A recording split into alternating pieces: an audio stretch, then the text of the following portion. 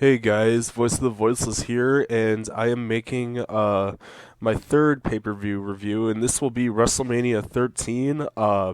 This is part of my network game, which is a while back, but I'm slowly getting these reviews through. I do have King of the Ring 2002 and One Night Stand 2005 up on my channel if you guys want to check that out, and I also have the actual network game video, but on my channel. So I'm gonna make a obviously, I'm going to finish the list and I'll do some more picks eventually. But I wanted to do the events that I already have or already own. I've already seen or owned on DVD, and I own King of the Ring 2002, obviously, as you guys saw in my video, and I own One Night Stand 2005.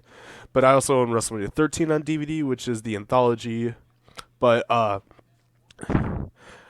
I started getting the vibe that no one really wants to watch; they just want to listen. So I'm just doing it via recording. So just sit back, enjoy, hear a couple of my opinions of this event, and we'll get into WrestleMania 13. This was held in Chicago in 1997. 1997 was a very strange year for the WWF at the time. There were it was a very transitional year between the new Federation and Attitude Era, as they didn't really know their identity because they were heading towards the Attitude Era, but they still had a lot of the cartoonish gimmicks, and at the same time they were getting their ass kicked by WCW with the NWO and Nitro, and it was a very dark time for the WWF. So, but I do feel this event was one of the events that gave something for the WWF to build upon. As we'll talk about that later into the event, some very big matches. But we'll dive right into the matches. As I do 1 out of 10 rating. I don't do stars, so I just something I like to do. If you guys haven't seen my other videos, but on commentary, Jerry the King Lawler and Vince McMahon and Jim Ross were the commentators. They were the commentators mostly on Raw and throughout 97, late 96, until Vince McMahon was taken off of commentary to do his feud with Stone Cold. But the opening match was a four-way elimination match to determine the number one contenders for the WWF Tag Team Championships, which was held by Owen Hart and the Bulldog, Davey Boy Smith. This is a weird. First of all, this is a weird match because why would you have a number one contenders match at WrestleMania for a match that's on Raw? I always thought that was a little weird, but the participants were the Headbangers, very new tag team, Mosh and Thrasher, very very Attitude Era like team, very it showed a lot about the '90s culture with hardcore music like Marilyn Manson and whatnot. We also had the new Blackjacks, which was Barry Windham, who had his stint with the WWF at the time, and Bradshaw, JBL, whatever you like to call him, but he's Blackjack Bradshaw. We also had the Godwinns, Henry O and Phineas I. Not, I wasn't a big fan of the Godwinns. They were a tag team a long time in the WWF. I think late '95 to early '98, I believe so, because they still did a lot in '97. And we had Doug First and Phillip LaFon. I thought this tag team they were in a couple pay-per-view matches around this time. I honestly liked this tag team a lot. Doug First and Phillip LaFon, they weren't really gimmicked. They didn't have much to them, but they were very talented wrestlers. I think they should have had a run with the tag team titles. But we go into it. It's a very short match for elimination match. I want to say it's the first ever four corner tag team elimination match, because a lot of people had a tough time understanding the rules, including the commentators. But the two teams actually get eliminated right away. I think 4 minutes into the match, and that's Doug First and Phil LaFon and the Blackjacks, because they're fighting. They were fighting on the outside of the ring, and the referee disqualified them both. So that left the Headbangers and the Godwinns, and they had some good action. Again, not a biggest fan of the Godwinns, but the Headbangers looked really good, and they actually picked up the victory. So overall, it was a very hot opener. It sometimes didn't make sense, had some weird instances, but I'll give it a 6 out of 10. And my match Ratings will be in the description below, so you don't have to remember. So we go on to the second match. We have the very young rookie Rocky Maivia versus the Sultan, aka Rikishi, with Bob Backlund and the Iron Sheik for the Intercontinental Championship. Rocky just won the IC title a month before at it was a Monday Night Raw against Triple H or Hunter Hearst Helmsley, and he was a very hot babyface, but eventually no one wanted to cheer for the typical babyface, as they wanted to see something different. So they started booing Rocky and saying "Die Rocky Die" and "Rocky sucks," and that eventually led to his transformation to The Rock and into the Nation of Domination.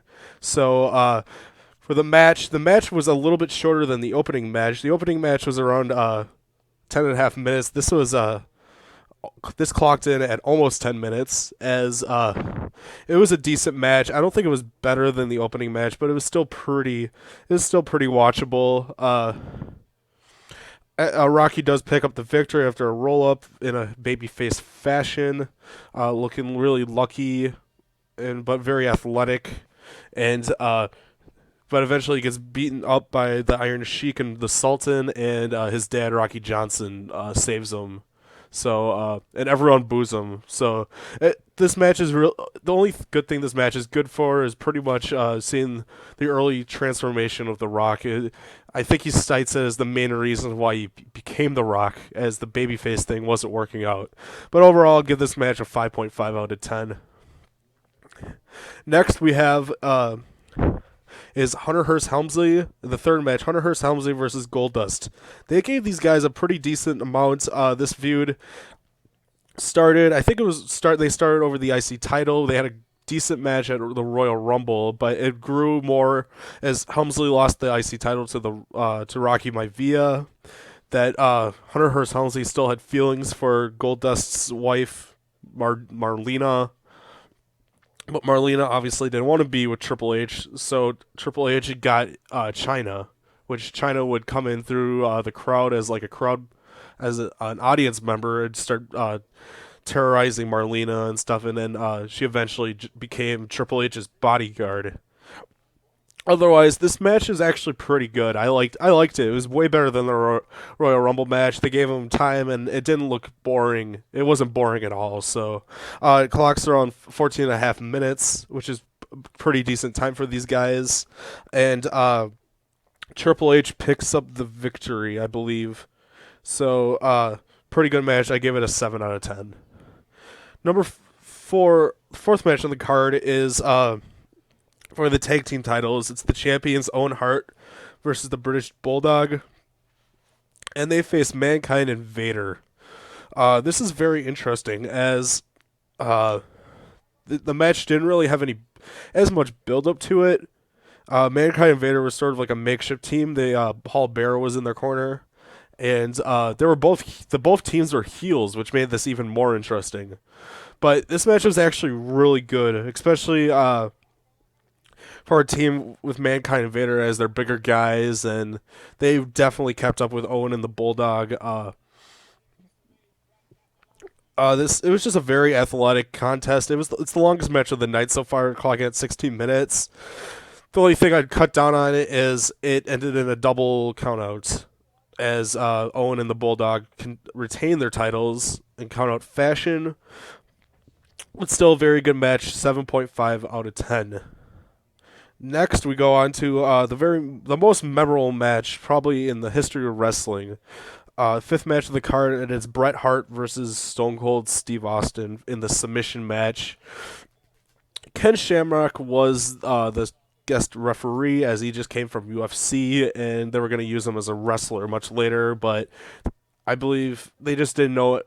I think they just added more on to Shamrock knows a lot about submissions. It's a submission match, even though Bret Hart only used one submission move, being the sharpshooter, obviously, and Stone Cold, being the brawler he didn't use any submission moves at all.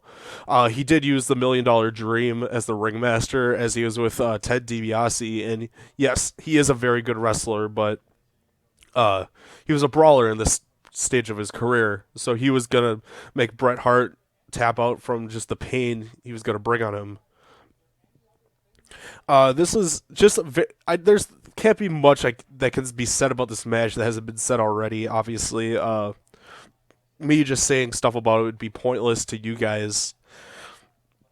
It obviously people rate it as one of the greatest matches of all time, 5 stars. This match was awesome. First of all, it just has everything: the story, the fight, the brawling, the fighting, the submissions, the just everything in it.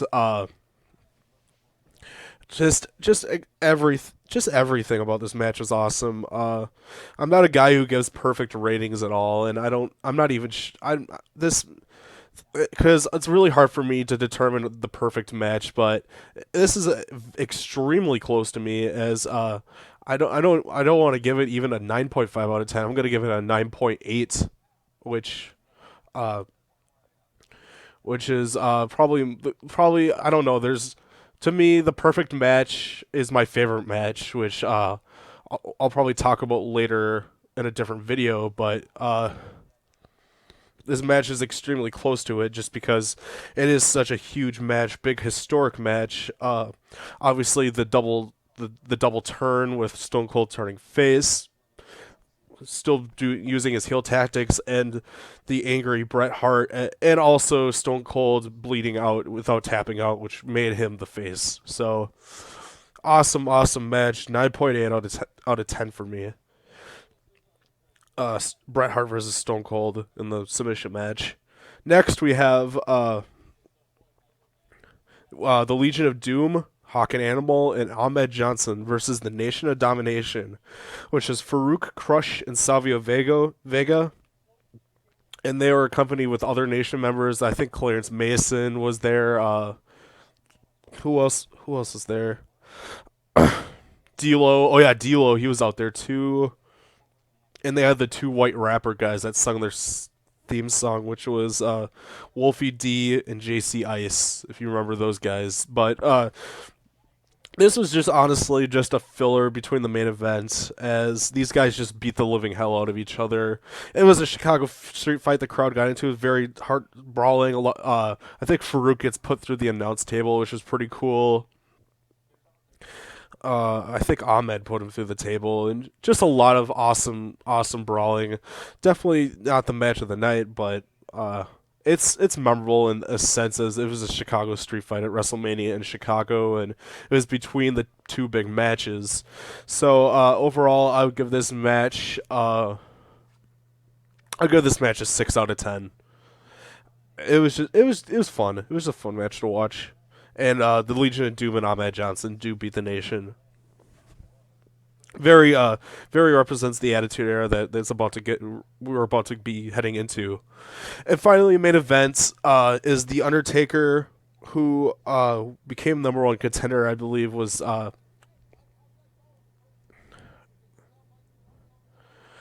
think it strings back to the Final 4 match from the February pay-per-view, and Bret won the match, and then the next night he lost it to Psycho Sid, which actually sort of made Bret a heel because he was pissed off.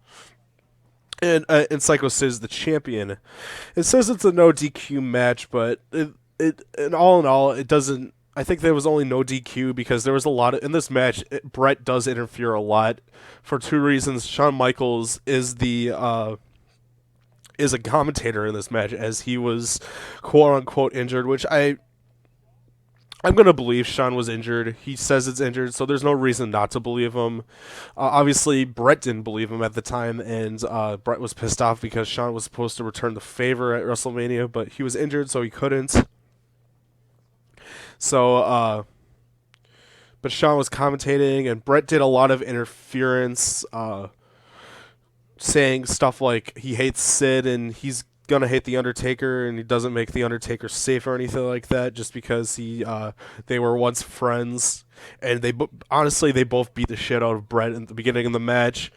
They fight, typical big guy match. They did sort of go all out, especially Sid, just because it was a WrestleMania main event. So But the ending, a lot of people get sort of thrown off by the ending because Bret comes back out. He hits Sid, and then since they say it's a no DQ match, but it doesn't really seem like it. Since it's the WrestleMania main event, the referee can't end the match at a DQ, and but Taker does take advantage of injured Sid as he hits him with the tombstone. The referee actually counts very slowly, just to give it a little fairness, and he Undertaker got the win, becoming I think he was 5 or 6 and 0 at the time. I'm just trying to think. He was 6-0. He became 6-0 at WrestleMania 13. So Undertaker is your WWE champion. This match was around 21 minutes. Just a decent main event, typical big guy match. I gave it a 7 out of 10. And that is the end of your WrestleMania. As Undertaker is your champion. Overall, pretty decent WrestleMania. Obviously remembered for the 5-star match between Stone Cold and Bret Hart. And also, I think it was the catalyst to the Attitude Era, as they built a lot upon this, especially with Stone Cold Steve Austin, Bret Hart, with the new Hart Foundation quickly coming. Even Triple H in China, and The Undertaker. So definitely, I would say it's a WrestleMania you guys should watch. And overall, this WrestleMania to me is a 7.5 out of 10. So definitely check it out. Thank you guys for watching my video, for listening to my review of WrestleMania 13. Tell me what you guys think of WrestleMania 13. What is the most memorable thing about the show to you? And just comment on my video. Make sure if you like it, and if you like my channel, make sure to subscribe. I'll see you guys later.